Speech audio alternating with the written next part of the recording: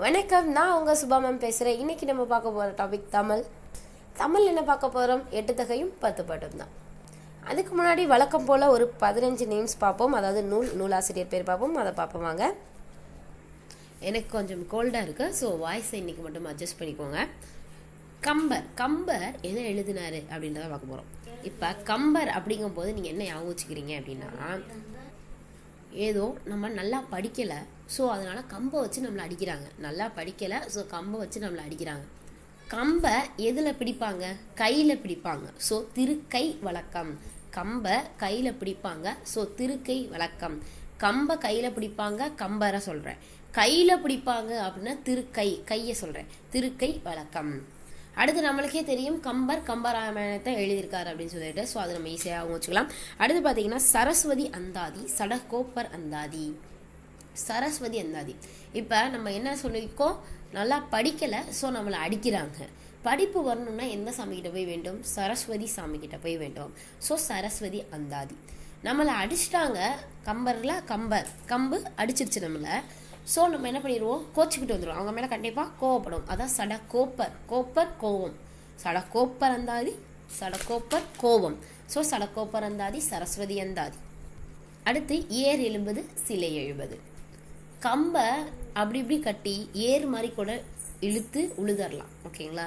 கம்பை அப்படி இப்படி கட்டி ஏர் மாதிரி செஞ்சாக்கலாம். ஏர் எழுபது. ஒரு கம்பால் ஒரு ஷார்ப்பான ஒரு கம்புன்னு வச்சுக்கோங்களேன், அதால் ஒரு சிலையை கூட உருவாக்க முடியும். ஸோ சிலை எழுபது, ஏர் எழுபது, சிலை எழுபது. அடுத்து யாருன்னா பாரதியார். அடுத்து பாரதிதாசன் தான் பார்க்க போகிறோம். ரொம்ப கன்ஃபியூஸ் ஆகிறது இந்த பாரதியாரும் பாரதிதாசனும் தான். ஸோ பாரதியாரை நம்ம ஏற்கனவே என்ன ஞாபகம் வச்சுக்க சொல்லியிருக்கோம்? அப்பா அப்படின்னு ஞாபகம் வச்சு சொல்லியிருக்கோம். பாரதிதாசன் சன்னு லாஸ்ட்ல வருது, ஸோ மகன். அப்பா பிள்ளை அப்படின்னு ஞாபகம் வச்சு சொல்லியிருக்கோம் பாரதிதாசனை. பாரதியார் அப்பா, பாரதிதாசன் பிள்ளை. பாரதியார் புதிய ஆத்திச்சுடி, கண்ணன் பாட்டு, குயில் பாட்டு, பாஞ்சாலி சபதம், பாப்பா பாட்டு, சந்திரிகையின் கதை, நவதந்திர கதைகள், ஞான ரதம், சுதேச கீதங்கள். இதை எல்லாத்தையுமே நான் அப்பான்னு தான் சொல்லுவேன், பாரதியார்னு சொல்ல மாட்டேன். ஸோ நான் அப்பான்னு சொல்லும் போதெல்லாம் நீங்கள் பாரதியாரை வச்சுக்கோங்க. ஃபஸ்ட்டு நம்ம அப்பா எப்படி இருப்பார்? அழகாக இருப்பார், ஆனால் கருப்பாக இருப்பார். கருப்பாக அழகாக இருக்கிற பறவை எது? குயில். ஸோ குயில் மாதிரி இருக்காரு அப்பா. குயில் பாட்டு. அடுத்து அப்பா என்ன பண்ணுவார்னா, காலைல எழுந்திரிச்சு குளிச்சுட்டு வந்துட்டு நேராக சாமி ரூமுக்கு போவார். அப்போ ஞானமாக இருக்கார். ஸோ ஞான ரதம். அப்பா எழுந்திரிச்சு காலைல சாமி ரூமுக்கு போவார். ஸோ ஞானமாக இருக்கிறதுனால போகிறாரு, ஞான ரதம். அதை முடிச்சுட்டு அடுத்து என்ன பண்ணுவார்னா, நியூஸ் பேப்பர் படிப்பார். அந்த நியூஸ் பேப்பரும் எது மாதிரி படிப்பார்? தேசியத்தில் உள்ள நியூஸ் பேப்பராக படிப்பார். நம்ம தேசியத்தில் ஏதாவது நடந்திருக்கா அப்படிங்கிறதான் படிப்பார். அப்போ சுதேச கீதங்கள். தேசிய, அதான் சுதேச கீதங்கள் பக்கத்தில் சேர்த்துக்காங்க. சுதேச கீதங்கள் அதை படிக்கிறாரு அப்பா. அடுத்து பார்த்தீங்கன்னா, இப்போ நியூஸ் பேப்பர் படிச்சுட்டே இருக்கும்போது என்ன சொல்லுவாங்க? டீ கொண்டு வந்து குடிப்பாங்க. ஓகேங்களா? அவங்க மிஸ்ஸஸ் டீ கொடுக்குறாங்க. ஸோ அவங்க குடிக்கிறாங்க. பார்த்தா பயங்கர சூடாக இருக்குது. ஸோ ஆத்தி கொண்டு வா. ஆத்தினா ஆற வச்சு கொண்டு வான்னு சொல்லுவோம் இல்லையா? சூடாக இருந்துச்சுன்னா ஆத்தி கொண்டு வான்னு சொல்லுவோம் இல்லையா? ஒவ்வொரு வீருக்கும் ஒவ்வொரு பாஷை சொல்லுவீங்க. ஆத்தி கொண்டு வான்னு சொல்லுவோம், ஆற வச்சு கொண்டு வா அப்படின்னு சொல்லுவோம் இல்லையா? அதுதான் ஆத்தி. அப்படின்னா புதிய ஆத்திச்சுடி. அது பாரதியார், அதாவது அப்பா. அடுத்த நியூஸ் பேப்பர்லாம் படித்து முடிச்சுட்டு என்ன சொல்லுவார்? அவங்க பையனை எப்படி கூப்பிடுவார்? கண்ணா அப்படின்னு கூப்பிடுறாரு. பொண்ணை எப்படி கூப்பிடுறாரு? பாப்பா அப்படின்னு கூப்பிடுறாரு. கண்ணா அப்படின்னு கூப்பிட்டா கண்ணன் பாட்டு, பாப்பா அப்படின்னு கூப்பிட்டா பாப்பா பாட்டு. இது ரெண்டுமே யாரு? அப்பா தான் சொல்கிறாரு. இப்படி பாப்பா கண்ணா அப்படின்னு கூப்பிட்டுட்டு ஜாலியாகவும் பேசுவார். அப்பா ரொம்ப ஜாலியாக பேசுவார். பாஞ்சாலி, அதில் ஜாலி இருக்கு பாருங்க, jolly, Panchali, jolly. So Panchali Sabatham. எவ்வளோதான் அப்பா ஜாலியாக இருந்தாலும் சில நேரங்களில் தந்திரமாக முடிவெடுக்கக்கூடியவர் அப்பா. நவதந்திர கதைகள். பாரதியார் அப்பா. நவதந்திர கதைகள், தந்திரமாக இருப்பார் அப்பா. அடுத்து என்னதான் நம்ம கண்ணா பாப்பா தந்திரமாக இருந்தாலும் நம்ம மேலே என்ன பண்ணுவார்? ஒரு சந்தேக பார்வை அவருக்கு இருக்கும். ஸோ சந்தேகம் சந்திரிகையின் கதை. ஓகேங்களா? இதுதான் பாரதியார். அப்பா காலைல எந்திரிக்கிறாரு. எந்திரிச்சு பார்த்தோன்னா அவர் குயில் மாதிரி இருப்பார். கருப்பாகவும் இருப்பார், அதே நேரத்தில் அழகாகவும் இருப்பார். ஸோ குயில் பாட்டு. அடுத்து சாமி ரூமுக்கு போவார். அப்போ ஞானம் அப்படின்னு சொல்லுவாங்க, வர ஞானப்பழமாக இருக்காரு அப்படின்னு சொல்லிட்டு, அப்போ ஞான ரதம். அடுத்து நியூஸ் பேப்பர் படிக்கிறாரு. நியூஸில் எப்படி படிப்பார்? தேசியத்தை பற்றி இல்லை நியூஸ் படிப்பார். அப்போ தேச, அப்போ சுதேச கீதங்கள் அப்படின்னு நம்ம சொல்லலாம். அடுத்து அது கூடவே என்ன பண்ணுவார்? டீ குடிப்பார். ஸோ டீ வந்து ரொம்ப சூடாக இருக்கும். ஸோ ஆத்தி கொண்டு வா புதிய ஆத்திச்சுடி. அப்போ என்ன பண்ணுவார்? கண்ணனை, அவங்களோட பையனாக இருந்தால் கண்ணன்னு கூப்பிடுவார். ஸோ கண்ணன் பாட்டு. அவர் பொண்ணாக இருந்துச்சுன்னா பாப்பான்னு கூப்பிடுவார். ஸோ பாப்பா பாட்டு. அதே நேரத்தில் அப்பா அந்த குழந்தை கூட ஜாலியாக விளையாடுறாரு. So jolly Panchali Sabatham. என்னதான் ஜாலியாக இருந்தாலும் தந்திரமாகவும் இருப்பார். நவதந்திர கதைகள். இவ்வளவும் இருந்தாலும் அப்பா கிட்ட நம்ம மேலே சந்தேகப்படுற ஒரு இது இருக்கும். ஸோ சந்தேகிகையின் கதை. இவ்வளோதான் பாரதியார். ஓகே, அடுத்து பார்த்தீங்கன்னா பாரதிதாசன். பாரதிதாசன் அப்படின்னு நான் சொல்ல மாட்டேன். சன், பையன், பொண்ணு, ஏதோ ஒன்று எடுத்துக்கலாம். ஆனால் குழந்தை அது மாதிரி அவங்க வச்சுக்கோங்க. இப்போ இந்த குழந்தைக்கு நான் எப்படி சொல்ல போகிறேன்னா, குழந்தையிலேருந்து நீங்கள் பெரிய ஆள் ஆகிற வரையும் என்னென்னலாம் நான் சொல்ல போகிறேனோ அது எல்லாமே பாரதிதாசன். ஓகே, நீங்கள் இப்போ ஒரு குழந்தையா இருக்கீங்க. நீங்கள் ஒரு குழந்தையா இருக்கும்போது வீட்டில் சொந்தக்காரங்களாம் வரும்பொழுது உங்களுக்கு என்ன பண்ணுவாங்கன்னா முத்தமாக கொடுத்துட்டு போவாங்க. அதை நீங்கள் எதிர்பார்க்க மாட்டீங்க, அவங்களும் எதிர்பார்த்து கொடுக்க மாட்டாங்க. அதான் எதிர்பாராத முத்தம் அப்படின்னா பாரதிதாசன். சன் அப்படின்னா குழந்தைக்கு எதிர்பாராத முத்தம் தராங்க. அப்புறம் பார்த்தோன்னா அந்த சின்ன வயசில் குடும்பத்தோட ஒத்துழைச்சு இருப்ப, அதான் குடும்ப விளக்கு. குடும்பத்தோட சின்ன வயசில் ஒத்துழைச்சு இருப்ப, அதான் குடும்ப விளக்கு. ஸோ நீ குடும்பத்தோட ஒத்துழைச்சு இருந்ததுனால போய் ஸ்கூலில் நிறைய பரிசுகள்லாம் வாங்கிட்டு வருவேன். பாண்டியன் பரிசு. ஸ்கூலில் போயிட்டு பரிசெல்லாம் வாங்கிட்டு வருவேன். பாண்டியன் பரிசு. எதுக்காக பரிசு வாங்கிட்டு வந்த அப்படின்னு பார்த்தோன்னா தமிழில் தான் பேசி பரிசு வாங்கிட்டு வந்திருக்கேன். ஸோ தமிழ் இயக்கம். இப்போ என்ன ஆகிட்ட அப்படின்னா இளைஞர் ஆகிட்டேன். ஓகேவா? குழந்தையில இருந்து இளைஞர் ஆகிட்டேன். குழந்தையாக இருக்கும் பொழுது தான் எதிர்பார்த்த முத்தம் கிடைத்தது. குடும்பத்தை விளக்குன்னு நினச்ச, தமிழில் பேசி பரிசு வாங்கிட்டு வந்தால். ஸோ தமிழ் இயக்கம், பாண்டியன் பரிசு. இப்போ நீ இளைஞர் ஆனதுனால இளைஞர் இலக்கியம். நீ இளைஞரில் என்னெல்லாம் பண்ணுவியோ அதெல்லாம் பண்ண ஆரம்பிக்கிற. ஸோ காதல், கலைக்கூத்தியின் காதல் அப்படின்னு சொல்லிட்டு ஒருத்தவங்கள காதல் பண்ணுற. கலைக்கூத்தியின் காதல். அவளோட சிரிப்பில் மயங்கியாச்சு. அழகின் சிரிப்பு. அவளோட சிரிப்பில் மயங்கிட்டேன். கலைக்கூத்தியின் காதல். அவளோட சிரிப்பில் மயங்கிட்டேன். அழகின் சிரிப்பு. ஸோ உன்னோட காதல் வீட்டுக்கு தெரிய ஆரம்பிக்குது. ஸோ உன்னை எல்லாரும் திட்டுறாங்க. உன்னை குறி வைத்து திட்டுறாங்க. ஸோ குறிஞ்சி திட்டு. குறி வைத்து, குறிஞ்சியில் குறி எடுத்துக்கிட்டேன். குறி வச்சு திட்டுறாங்க. குறிஞ்சி திட்டு. ஸோ இப்படி திட்டுறதுனால உங்கள் வீட்டில் ஒரு பெரிய புரட்சியே ஏற்படுது. புரட்சி கவி. திட்டுறதுனால உங்கள் வீட்டில் ஒரு பெரிய புரட்சி ஏற்படுது. புரட்சி கவி. இப்படி புரட்சி ஏற்படுத்தோன்னா உங்கள் வீட்டில் என்ன சொல்கிறாங்கன்னா வள்ளுவர்கிட்ட போயிட்டு அனுப்பிடுறாங்க. வள்ளுவர் மாதிரி ஒருத்தவர் இருக்கார் இல்லையா, அவர்கிட்ட போயிட்டு அனுப்பிடுறாங்க. அவர்கிட்ட போய் அனுப்பி அவரோட உள்ளம், சாஃப்டான உள்ளம் இவருக்கு வந்துடுச்சு. இப்போ இந்த என்னோட இளைஞருக்கு அந்த சாஃப்டான உள்ளம் வந்துடுச்சு. இதை ஏன் நான் சொல்கிறேன்னா, வள்ளுவர் உள்ளம் அப்படின்ற நூலையும் பாரதிதாசன் எழுதியிருக்காரு. வள்ளுவரோட உள்ளம் இப்போ நம்ம யார்கிட்ட வந்துருச்சு? நம்ம காதல் பண்ண இளைஞர்கிட்ட வள்ளுவரோட உள்ளம் வந்துருச்சு. ஸோ என்ன பண்ணிட்டாரு? லவ்வை விட்டுட்டார். கண்ணகி பண்ண புரட்சி காப்பியங்கள்லாம் இவருக்கு தெரிய வருது. ஸோ கண்ணகி புரட்சி காப்பியம். இதை எப்படி அவங்க வச்சுக்கிறீங்கன்னா, வீட்டில் புரட்சி நடந்துச்சுன்னா புரட்சி கவி அப்படின்னு ஒன்று பார்த்துட்டோம். கண்ணகி லெவலில் புரட்சி பண்ணாங்கள்ல, கண்ணகி புரட்சி பண்ணாங்கள்ல, அந்த லெவலில் உங்கள் வீட்டில் வந்துருச்சுன்னு அவங்க வச்சுக்கோங்க. ஸோ கண்ணகி புரட்சி காப்பியம். ஸோ இதனால என்ன பண்ணிட்டார்? இவர் லவ்வை விட்டுட்டார். ஆனால் அந்த லவ் பண்ண பொண்ணு ஒரு தமிழச்சியாக தானே இருக்கும். அந்த பொண்ணு சும்மா விடுமா, என்ன இருக்கிற லவ் பண்ணுன்னு சொல்லிட்டு கத்தி எடுத்து குத்திடுச்சு. தமிழச்சியின் கத்தி. ஓகே, புரியுதுங்களா? நீங்கள் குழந்தையா இருக்கும் பொழுது உங்களுக்கு முத்தம் கொடுக்குறாங்க, எதிர்பார்க்குறாங்க முத்தம். நீங்கள் அடுத்து குடும்பத்தை தான் விளக்குன்னு நினைக்கிறீங்க, குடும்ப விளக்கு. அடுத்து ஸ்கூலுக்கு போயிட்டு பரிசு வாங்கிட்டு வரீங்க, பாண்டியன் பரிசு. என்ன பேசி பரிசு வாங்கிட்டு வரீங்க? தமிழ் பேசி பரிசு வாங்கிட்டு வர. ஸோ தமிழ் இயக்கம். அதுக்கப்புறம் ஒரு தடவை என்ன பண்ணுறீங்க? ஒரு அழகியை பார்க்குறீங்க. அவங்க சிரிப்பு அழகாக இருக்குது, அழகின் சிறப்பு. அவங்கள பார்க்குறீங்க, கூத்தாடிட்டு இருக்காங்க, கலைக்கூத்தியின் காதல். அதுக்கப்புறம் இன்னொன்று சொல்ல மறந்துட்டேன். உங்கள் வீட்டில் எல்லாரும் உங்களை குறி வச்சு திட்டுறாங்க. ஸோ குறிஞ்சி திட்டு. வீட்டில் பெரிய புரட்சியே நடக்குது, புரட்சி கவி. எந்த மாதிரி புரட்சி நடக்குது? கண்ணகி புரட்சியோட ரொம்ப மோசமாக நடக்குது. ஸோ கண்ணகி புரட்சி காப்பியம். ஸோ இப்போ தான் ஒன்று சொல்ல மறந்துட்டேன்.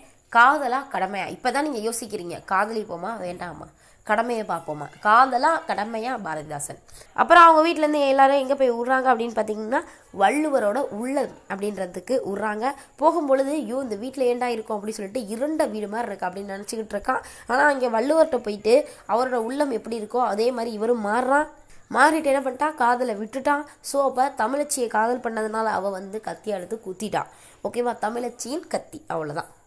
சங்க இலக்கியங்கள் 16 மேற்கணக்கு நூல்கள் எல்லாமே ஒண்ணுதான். 10 பாட்டு 8 தொகையை தான் சொல்லுவோம். இந்த எட்டு தொகைன்னு பாத்துக்கிட்டீங்கன்னா குறைந்த அடிகளை உடையது. 10 பாட்டுன்னு பாத்தீங்கன்னா அதிக அடிகளை உடையது. எட்டு தொகைய எண் பெருந்தொகை அப்படின்னு சொல்லலாம். வெறும் பெருந்தொகைன்னு இருக்கு, எண் பெருந்தொகை. ஓகேங்களா? அடுத்து பாத்தீங்கன்னா தலைவன் தலைவியோட அன்பு வாழ்க்கையை பத்தி கூறுவது, அதுதான் அகநூல். அதாவது மனதிற்குள்ள இருக்கிற அன்பு, காதல், இத பத்தி பேசுறது, இத பத்தி பாடுற நூல் தான் அகநூல்கள். இதுல பாத்தீங்கன்னா தலைவனோட பேரோ தலைவியோட பேரோ பேர் மென்ஷன் பண்ணாது, பேர் குறிப்பிடப்படாது. அடுத்து பாத்தீங்கன்னா புறநூல்கள்.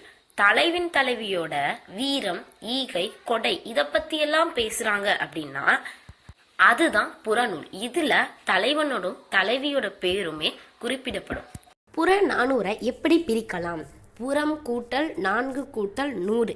இதை சாதாரண கொஸ்டினாக நினச்சிடாதீங்க, இது கண்டிப்பாக வரலாம், சான்சஸ் இருக்குது. புறம் கூட்டல் 4 கூட்டல் 100ன்னா பிரிக்கணும் புறநானூரை. இதுக்கு கண்டிப்பாக அர்த்தம் இருக்கும் இல்லையா? புறம் அப்படின்னா என்னென்னா மரம் செய்தலும் அறம் செய்தலும்னு சொல்லுவாங்க. புறம் அப்படின்னா மரம் செய்தலும் அறம் செய்தலும். அது என்ன மரம், அது என்ன அறம்? மரம் அப்படின்னா வீரம், அறம் அப்படின்னா ஈகை, கொடை. அப்போ இந்த பாட்டில் என்ன வந்திருக்கு? வீரம் வந்திருக்கு, ஈகை வந்திருக்கு, கொடை வந்திருக்கு. இதை வச்சே நம்ம கண்டுபிடிச்சிடலாம் இது எந்த பாடல் வகையை சேர்ந்தது, புற நூல்களில் ஒன்று. அதுக்கடுத்து பார்த்திங்கன்னா எல்லா நூலுக்கும் கண்டிப்பாக ஒரு பெட்னே மாதிரி, பட்டப்பேர் மாதிரி, சிறப்பு பேர் மாதிரி ஒன்று வச்சுருப்பாங்க இல்லையா? அதை கண்டிப்பாக பிடிக்கணும். அதில் இருந்தால் நம்மளுக்கு எல்லா கொஷின்ஸுமே வரும். அதே மாதிரி புறநானூருக்கு என்ன பேர் வச்சுருக்காங்கன்னு பார்த்தீங்கன்னா புறப்பாட்டு, புறம், தமிழர் கருவூலம், நந்தா விளக்கம். இந்த தமிழர் கருவூலம் சொன்ன பார்த்தீங்களா, அடிக்கடி கொஸ்டினில் கேட்டுட்டு இருக்காங்க. தமிழரின் கருவூலம், அடுத்து நந்தா விளக்கம். இதில் புறப்பாட்டு அப்படிங்கும்போது புறநானூறு தான் புறப்பாட்டு அப்படிங்கிறது ஈஸியாக கெஸ் பண்ணிடலாம். புறம் அப்படிங்கும்போதும் புறநானூறு, புறம் அப்படிங்கும்போதும் ஈஸியாக கெஸ் பண்ணிடலாம். ஆனால் தமிழர் கருவூலம், நந்தா விளக்கம் இதை மட்டும் ஞாபகம் வச்சுக்குவோம். இதுக்கு ஃபுல்லாக நீங்கள் தமிழ் மொழியை தான் நீங்கள் ஞாபகம் வச்சுக்கணும். ஏன்னா அதில் புறம் அப்படின்னு இருக்குது. அப்போனா நம்ம என்ன சொல்லிட்டோம்? வீகை, ஈரம், கொடை அப்படின்னு நம்ம சொல்லியிருக்கோம். அப்போ வீரம், நம்மளோட வீரம் எங்கேருந்து ஆரம்பித்தது, நம்ம தமிழரோட வீரம் எங்கேருந்து ஆரம்பிச்சிச்சு, அப்போ அதோட கரு என்ன, எங்கேருந்து வளர்ந்தது அப்படின்னு சொல்லி நம்ம கண்டுபிடிக்கணும்னு நினைப்போமா இல்லையா? அதுக்கு விளக்கமும் கொடுக்கணும்னு நினைப்போமா இல்லையா? நம்ம தமிழ் மொழி எங்கேருந்து தோன்றியது இன்னும் நம்ம கண்டுபிடிச்சிக்கிட்டு இருக்கோம். அதோட கருவூலம் எதா இருக்கும், அதோட விளக்கம் நம்ம எல்லாத்துக்கும் எப்படி கொடுக்கணும் அப்படின்னு சொல்லிட்டு நிறைய பேர் பண்ணிக்கிட்டு இருக்காங்க இல்லையா? அதை தான் இதுக்கு நான் சொல்ல போகிறேன். நம்மளோட கருவூலம் எங்கே இருக்குன்னு கண்டுபிடிக்கிறோம். அதான் தமிழர் கருவூலம் புறநானூறு.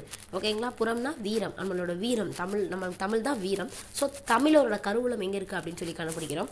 அடுத்து அதுக்கான தமிழர் எப்படி வந்தாங்க, ஏன் வந்தாங்க, அதோட கருவூலம் கண்டுபிடிச்சி அதுக்கு விளக்கத்தையும் கொடுக்குறீங்க. அதான் நந்தா விளக்கம். நந்தா விளக்கம் கேட்டால் புறநானூறு, தமிழரின் கருவூலம்னு கேட்டால் புறநானூறு.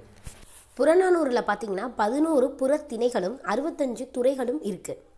இந்த புறநானூரையும் ஜி போப் வந்து ஆங்கிலத்தில் மொழிபெயர்த்திருக்கிறாரு.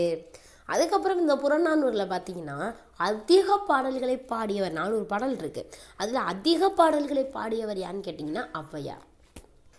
புறநானூரை பதிப்பித்து வெளியிட்டவர், நம்ம ஏற்கனவே இன்னொரு பதிப்பித்து வெளியிட்டவர் பார்த்துருப்போம், திருக்குறளை பதிப்பித்து வெளியிட்டவர்.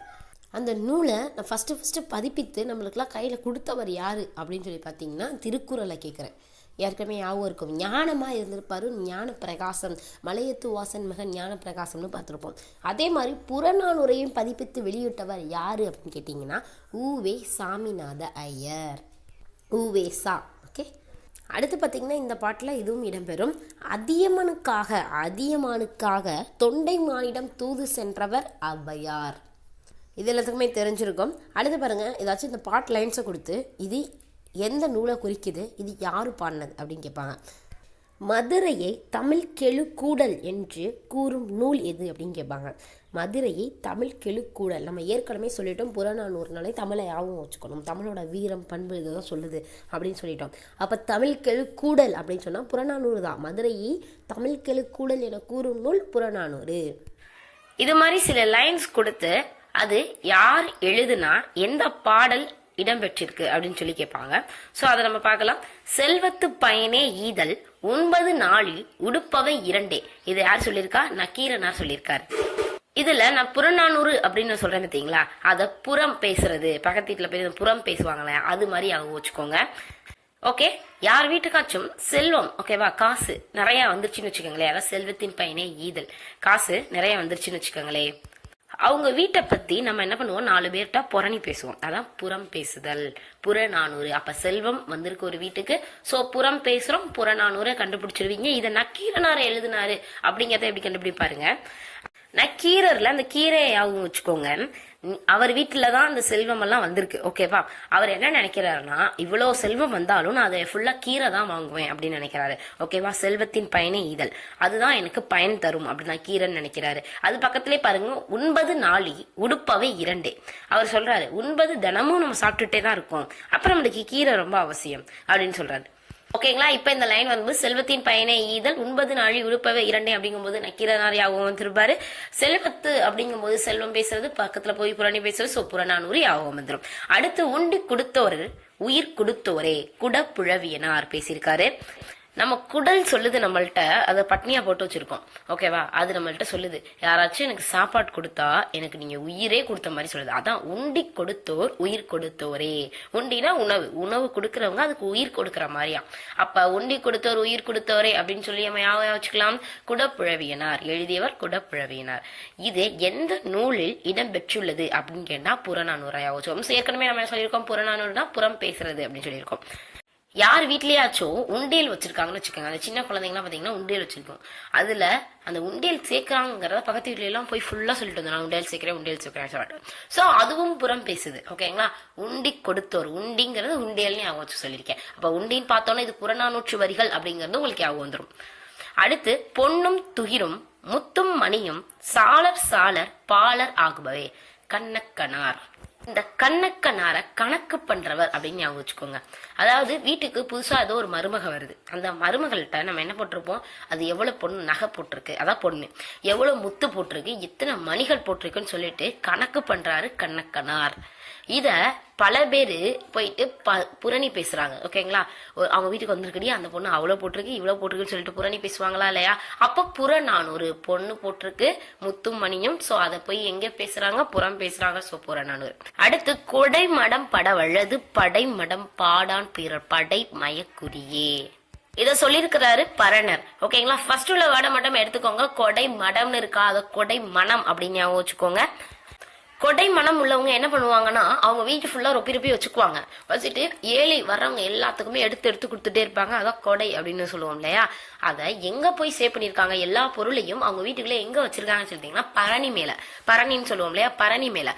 சோ பரணர், கொடை மடம் உள்ளவர் பரணர். ஓகே, இப்ப நம்ம பரணர் ஞாபகம் வச்சுக்கிட்டோம். அடுத்து புறநானூறுங்கிறத ஞாபகம் வச்சுக்கணும்ல.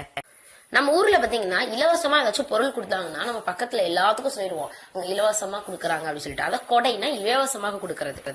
அங்க கொடை கொடுத்துக்கிட்டு இருக்கிறாங்க, போய் எல்லாரையும் வாங்க சொல்லுவோம். அப்ப பக்கத்து வீட்டுல புரணி சொல்லுவோம், அங்க அவ்வளவு கொடை கொடுத்தாங்க, அதுல என்னென்ன கொடை ஓட்ட, அந்த கொடை இது அப்படின்னு சொல்லி ஏதாச்சும் சொல்லுவோம் இல்லையா. அது மாதிரி அவங்க வச்சுக்கோங்க. சோ கொடை மடம் அப்படின்னா என்ன வரணும், புறநானூறு வந்துடும்.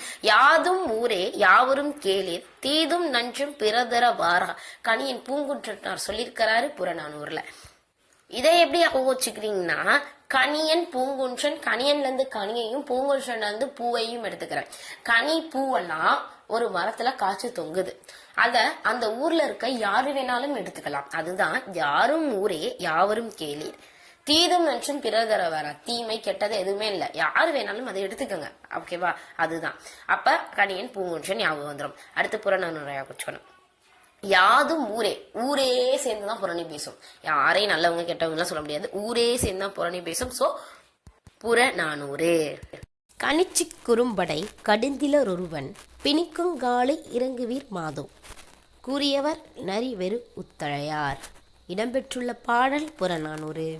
பாருங்க, நரிவெறு உத்தலையார், தலை, ஓகேவா. அதை தலையை எடுத்துக்கிறேன். நீங்க கணிச்சி கூறும்படை, அவங்க தலை எப்படின்னா ஷார்ப்பா இருக்கு, கூறும்படை ஷார்ப்பா இருக்கு, கூர்மையா இருக்கு, கூர் அதை மட்டும் எடுத்துக்கிறேன். அப்ப கூர்மையா இருக்கு, அவங்களோட தலை கூர்மையா இருக்கு. அப்ப சொல்லிடலாமா, கணிச்சி கூறும்படை கடுந்தில ஒருவர் நரிவெறு உத்தலையார் தான். அடுத்து இது எப்படி புறநானூற்று வரிகள் ஞாபகம் வச்சுக்கிறதுனா பாருங்க, அதுலேயே வந்துருக்கு கூறும் படை, அப்போ படைன்னு இருக்கு. அப்போ பழப்படையாக போயிட்டு புரணி பேசுகிறோம், பக்கத்து வீட்டு படப்படையாக ஒரு கேங்கே இருந்துட்டு போயிட்டு புரணி பேசுகிறோம். ஸோ புறநானூறு.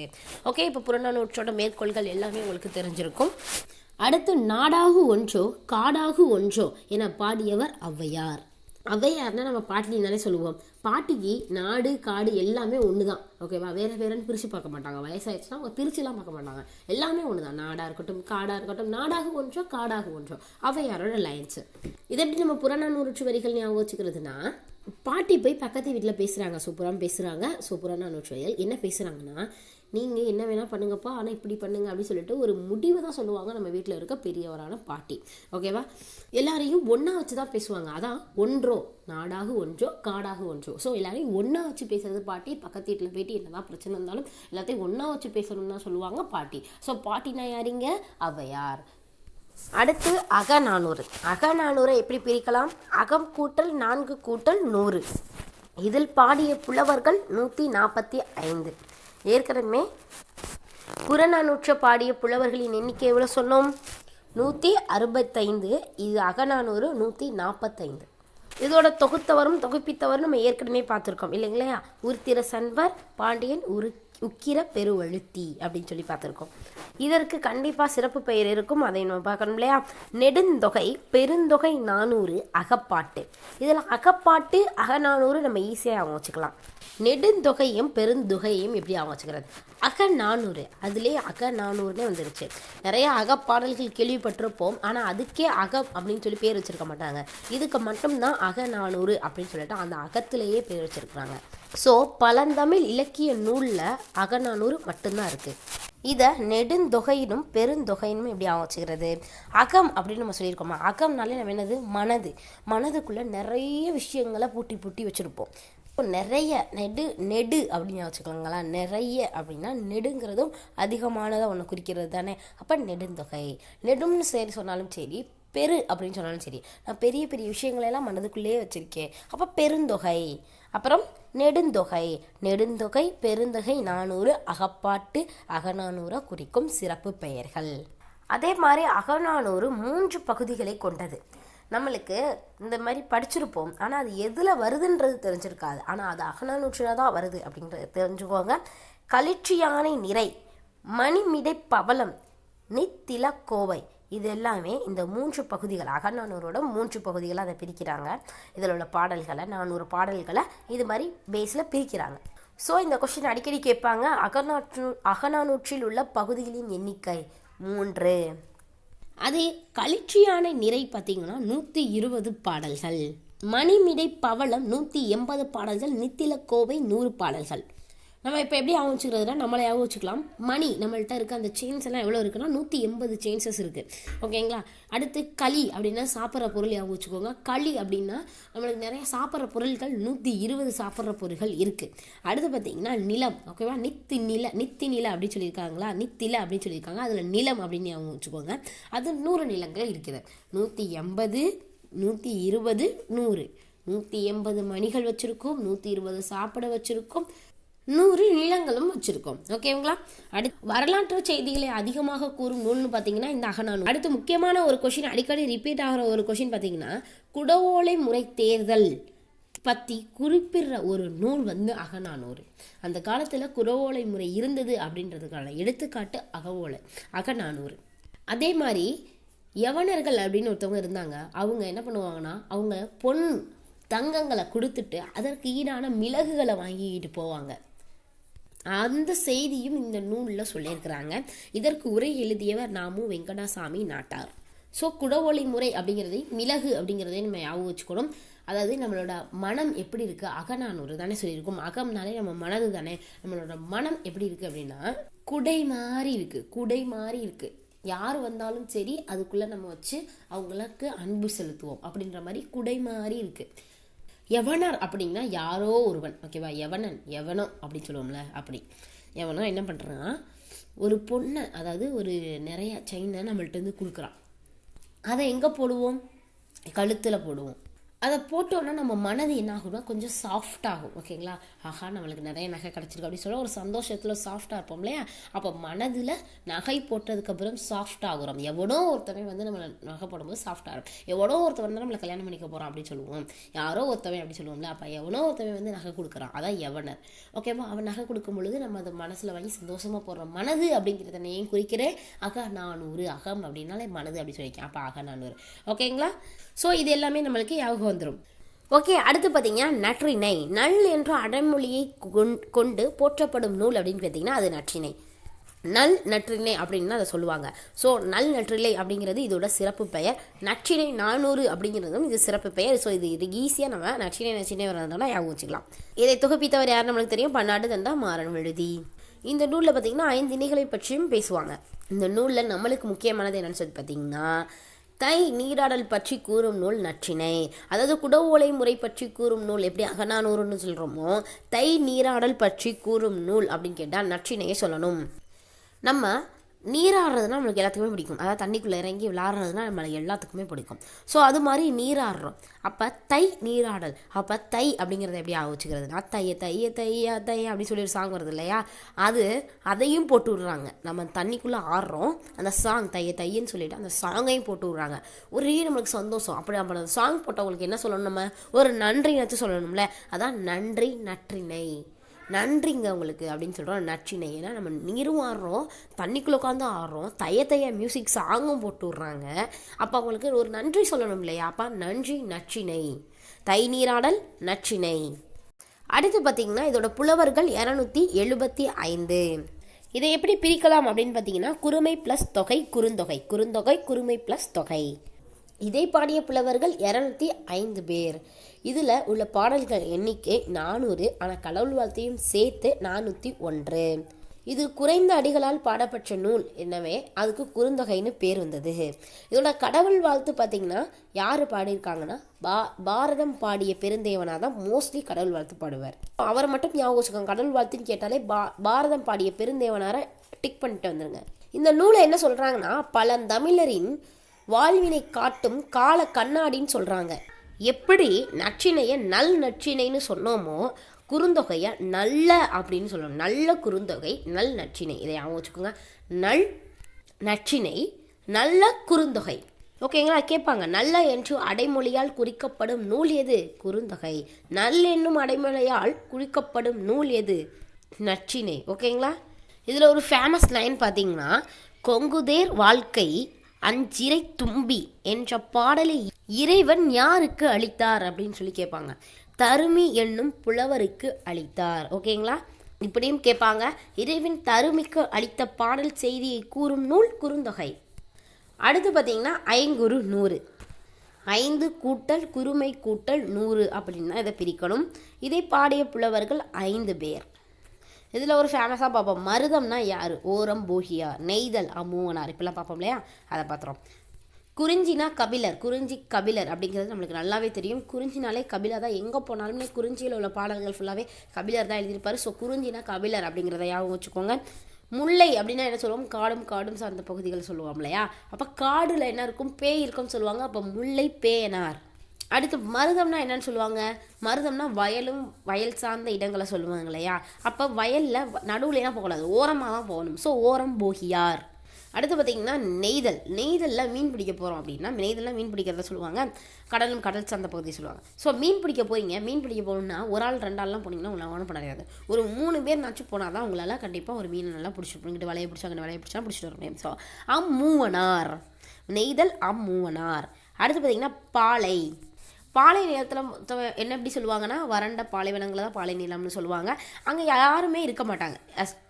ஸோ நீங்கள் யாராச்சும் தூரத்தில் தான் இருப்பாங்க. ஸோ அவங்கள கூப்பிடணும்னா எப்படி சொல்லணும்னா ஓதணும், அப்படின்னு சொல்லிட்டு கத்தணும், ஓதணும். ஸோ அப்படின்னா ஓதல் லாந்தையார். பாலை ஓதல் லாந்தையார். அதுக்கப்புறம் இதில் முக்கியமானது என்ன பார்த்தீங்கன்னா இந்திரா விழா பற்றி கூறும் நூல் அப்படின்னு கேட்டால் இந்த 5 100 சொல்லணும். தை நீராடல், தண்ணிக்குள்ளே உட்காந்து நீராடுறோம் அப்படின்னா தையன்ற சாங் வேற போட்டு விட்டாங்கன்னா அவங்களுக்கு என்ன சொல்லணும், நன்றி சொல்லணும். அப்போ நற்றிணை ஞாபகம் வந்துடும். கார்த்திகை திருவிழா அப்படின்னு நம்ம சொல்லியிருப்போம், ஞாபகம் இருக்கா. முந்தானேத்து வீடியோவில் நடத்தியிருக்கேன். காருக்குள்ளே உட்காந்து தீபம் ஏற்றுறோம் அப்படின்னு சொன்னோமா. அப்போ கார்த்திகை திருவிழா, காருக்குள்ளே உட்காந்து தீபம் ஏற்றுறோம், கார் 40. அடுத்து குடவோலை முறை தேர்தல் அப்படின்னு சொன்னோம். குடம் மாதிரி இருக்குது நம்மளது மனம்னா அகநானூறு. அதே மாதிரி இந்த இந்திர விழாவையும் நம்ம ஞாபகம் வச்சுக்கணும். இந்திரானா இந்திரா காந்தி அப்படின்னு ஞாபகம் வச்சுக்கோங்க. இந்திரா காந்தி. இப்போ நம்ம முன்னாடி நின்னாங்கன்னா நம்ம என்ன சொல்லுவோம், அப்படின்னு சொல்லுவோமா இல்லையா. இந்திரா காந்தி முன்னாடி வந்தால் இந்திரா காந்தி வந்துட்டாங்க அப்படின்னு சொல்லுவோம் இல்லையா. 5 100 அப்படின்ட்டுங்க. இந்திரா காந்தி வந்துட்டாங்க. ஸோ 5 100 இந்திர விழா. அடுத்து பார்த்தீங்கன்னா கலிந்தொகை. இதுவும் ஒரு தொகை நூல் தான். நம்ம சொல்லிட்டோம் 8 தொகையில் உள்ள 8 நூலுமே தொகை நூல்னு சொல்லிட்டோம். இது களிப்பாக்களால் ஆன தொகை நூல். இதை பாடிய புலவர்கள் 5 பேர். இதில் உள்ள பாடல்களின் எண்ணிக்கை 150. இது என்னன்னு சொல்லணும்னா துள்ளல் ஓசையை உடையதுன்னு சொல்லணும். களித்தொகை துள்ளல் ஓசையை உடையது. இது நம்ம எப்படி ஆவோச்சுக்கோம், களினாலே நம்ம எப்படி ஆவோச்சுக்கோம், சாப்பிட்ற ஒரு களி சாப்பிட்டா ரொம்ப நல்லது அப்படின்னு ஆவோச்சுக்கிட்டோம் இல்லைங்களா. அப்போ களி சாப்பிட்டா நல்லா துள்ளலாம், நல்லா துள்ளி விளையாடலாம். அப்போ துள்ளல் ஓசையை கொண்டது களித்தொகை. இந்த நூலை எப்படி சிறப்பிக்கிறாங்க அப்படின்னு பார்த்தீங்கன்னா கற்றறிந்தார் ஏற்றும் களி அப்படின்னு சொல்லுவாங்க. இது நம்மளுக்கு களின்ற லாஸ்ட்டில் வந்துருக்கு. ஸோ களித்தொகை நம்ம ஈஸியாக ஐடென்டிஃபை பண்ணிடலாம். இந்த 8 தொகை நூல்கள் 8 நூல்கள் இருக்கு இல்லையா, அந்த 8 நூல்கள்லையே காலத்தால் பின்தங்கிய நூல் அப்படின்னு சொன்னீங்கன்னா களித்தொகையை சொல்லலாம். காலத்தில் பிந்திய நூல் அப்படின்னா களித்தொகையை சொல்லலாம். அதே மாதிரி இந்த நூல் நாடகப்பாங்கில் அமைய பெற்ற நூல் அப்படின்னு சொல்லலாம். களியெல்லாம் எந்த காலத்து உணவு, பழைய காலத்து உணவு. அப்போ என்ன சொல்லலாம், காலத்தில் பிந்திய நூல் அப்படிங்கிறத ஞாபகம் வச்சுக்கலாமா களித்தொகையை. களியை எப்போ சாப்பிடுவோம்னு ஞாபகம் வச்சுக்கிட்டிங்கன்னா அந்த காலத்துலலாம் நாடகங்கள் அங்கங்கே நடத்துகிறாங்க இல்லையா, அங்கே உட்காந்து நாடகம் பார்த்துட்டு களியை சாப்பிட்றோம்னு ஞாபகம் வச்சுக்கோங்க. அப்போ நாடகப்பாக்கில் அமைந்த நூல் களித்தொகை. அடுத்து இந்த பரிபாடல், பதிற்று பற்று, இதெல்லாம் பார்த்தீங்கன்னா கொஞ்சம் முக்கியமான வார்த்தைகளை சொன்னாலே போதும், முக்கியமான கொஸ்டின்ஸ் படித்தாலே போதும். பதிற்று பற்று என்ற நூல் எந்த மன்னரை பற்றி பேசுகிறது அப்படின்னு கேட்டாங்கன்னா சேர மன்னரை பற்றி பேசுகிறது. சேர் எடுத்து 10 போட்டுக்கிறாங்க. பதிற்று 10, சேர் எடுத்து 10 போட்டுக்கிறாங்க. அடுத்து இந்த பரிபாடலை பார்த்தீங்கன்னா பரிபாடலில் இசைப்பாடல் அப்படின்ட்டு சொல்லுவாங்க. தமிழின் முதல் இசைப்பாடல் நூல் அப்படின்னு கேட்டாலே அது பரிபாடல் தான். ஸோ அதை நம்ம எப்படி வச்சுக்கலாம்னா ஒரு பாடலை கேட்குறோம், நம்மளையே பறிபோகிற அளவுக்கு ஓகேங்களா, நம்மளே பறிபோகிற அளவுக்கு கேட்குறோம். அப்போ தான் அதுதானே தமிழோட முதல் இசைப்பாடல் நூலாக இருக்க முடியும். ஸோ பரிபாடல் நம்மளையே பறிச்சுட்டு போகிற அளவுக்கு ஒரு பாடல். அது என்னன்னு பார்த்தீங்கன்னா நம்ம தமிழ் முதல் இசைப்பாடல், தமிழின் முதல் இசைப்பாடல் பரிபாடல். அப்புறம் பார்த்தீங்கன்னா பாண்டிய நாட்டை சிறப்பிப்பதற்காகவே பாடப்பட்ட ஒரு 8 தொகை நூல்னு கேட்டிங்கன்னா அது பரிபாடல். பரிபாடலுங்கிறது ஒரு தமிழோட முதல் இசைப்பாடல். பரிபாடலுங்கிறது பாண்டிய நாட்டை சிறப்பிப்பதற்கான ஒரு பாடல். பதிற்று பற்று சேரார். இப்போ இன்னும் கொஞ்சம் சில முக்கியமான கொஷின். அவ்விக்கு அரிய நெல்லிக்கனி அளித்த மன்னர் யான்னு பார்த்தோம், அதியமான். கபிலரை ஆதரித்த மன்னர் யார்னா பாரி. கபிலரை ஆதரித்த மன்னர் பாரி. முல்லை கொடிக்கு தேர் கொடுத்த பாண்டிய மன்னன் பாரி. முல்லை கொடியை அப்படியே பறிச்சுட்டு போயிட்டாங்கன்னு வச்சுக்கோங்க. முல்லை கொடிக்கு தேர் கொடுத்த மன்னன் அப்படின்னா பறிச்சுட்டு போயிட்டாங்க. பாரி பறிச்சுட்டு போயிட்டாரு, முல்லை கொடியை பறிச்சுட்டு போயிட்டாரு அவர் வீட்டுக்கு வேணும்னு.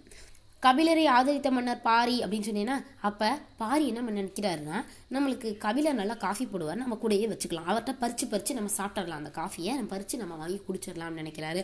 பாரி கபிலரோட்ட காஃபியை வாங்கி பறித்து குடிச்சிடலாம்னு நினைக்கிறாரு. அப்போ கபிலரை ஆதரித்த மன்னன் கேட்டால் பாரி.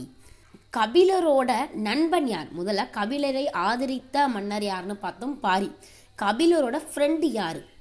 பரணர். கபிலர்னாலே நம்ம காஃபின்னு தானே வச்சிருக்கோம். யார் வாங்கி பறிச்சு குடிப்பா? பாரி பறிச்சு குடிப்பாரு. ஸோ அவர் தான் ஆதரித்த மன்னராக போயிட்டார். ஆதரிக்கிறார்ல, அப்போ பறிச்சு குடிக்கலாம்ல. அப்போ காஃபி போடுறாருல அந்த கபிலருக்கு அந்த டிகாஷன்ஸ் எல்லாம் யார், இந்த டீ தூள்லாம் யார் கொடுக்குறது அப்படின்னு பார்த்தீங்கன்னா அவரோட ஃப்ரெண்டு பரணன். பரணன் தான் ஏற்கனவே பார்த்துருக்கோமே, நல்லா பரன் மேலே அடிக்கடிக்கு நிறையா பொருளை வச்சு கொடை மன்னது அப்படின்னு சொல்லி பார்த்தோம் இல்லையா. அப்போ பரணர் காஃபி போடுறதுக்காக கபிலருக்கு நிறைய திங்ஸ் கொடுக்குறாரு. ஸோ அப்போ அவங்க 2 பேரும் நண்பர். அப்போ கபிலரின் நண்பர் யாருன்னு கேட்டிங்கன்னா பரணர் சொல்லலாம். மயிலுக்கு போர்வை தந்த மன்னர் யார் அப்படின்னு கேட்பாங்க, போகன் மயிலுக்கு போர்வை தந்தமை நம்ம படிச்சிருப்போம் நிறைய இடத்துல. அவன் போயிட்டு இருக்கும் பொழுது மயிலுக்கு ரொம்ப குளிர்ச்சு. ஸோ அவனோட போர்வை எடுத்து கொடுத்துட்டான். போயிட்டு இருக்கும்போது மயிலுக்கு குளிர்ச்சு போர்வை எடுத்து கொடுத்துட்டான் போகன். கணியன் என்பதன் பொருள் என்னன்னு கேட்டிங்கன்னா காலத்தை கணிப்பவன் அப்படின்னு அர்த்தம். கணியன்னா காலத்தை கணிப்பவன். அடுத்து ஒரு முக்கியமான கொஸ்டின், புரவி அப்படின்னா என்னன்னு கேட்பாங்க. புரவி குதிரை பரவி சாப்பிடும், புரவி அப்படின்னு வச்சுக்கலாம். புரவினா குதிரை. காவேரியின் குறுக்கே கல்லணையை கட்டிய மன்னன் கண்டிப்பாக எல்லாருக்கும் தெரியும், கரிகாலன். ஏறு தழுவுதல் எந்த நிலத்துக்குரியது? இதில் நிறைய பேர் மருதம் அப்படின்னு சொல்லிடுவீங்க. ஏறு தழுவுதல் எங்கேருந்து வந்தது அப்படின்னு பார்த்தீங்கன்னா முல்லையில் தான் ஃபஸ்ட்டு, ஓகேவா, அடுத்து தான் மருதத்துக்கு.